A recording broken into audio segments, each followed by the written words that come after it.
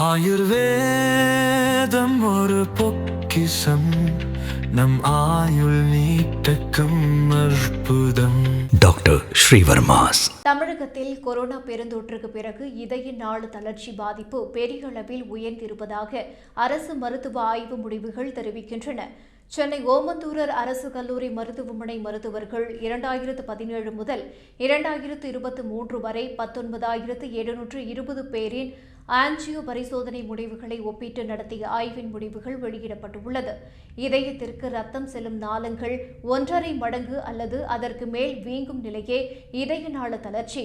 இதனால் இரத்த ஓட்டம் தடைப்பட்டு இரத்த உறைவு உருவாகி பின்னர் மாரடைப்பு போன்ற தீவிர இதய நோய்களுக்கு வழிவகுக்கும்.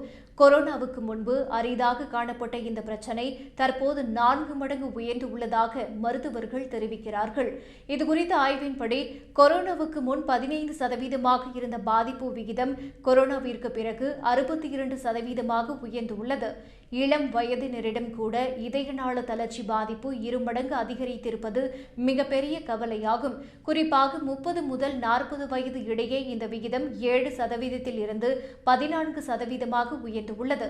இளைஞர்கள் புகைப்பிடித்தல் போன்ற தீய பழக்கங்களை தவிர்த்து இரத்த அழுத்தம் மற்றும் இரத்தத்தில் சர்க்கரை அளவுகளை கட்டுப்படுத்தி வைக்க வேண்டும் என மருத்துவர்கள் எச்சரிக்கின்றனர். மேலும் ஆபத்துகளை தவிர்க்க ஆண்டுக்கு ஒரு முறை முழுமையான உடல் பரிசோதனை அவசியம் எனவும் மருத்துவர்கள் தெரிவித்துள்ளனர்.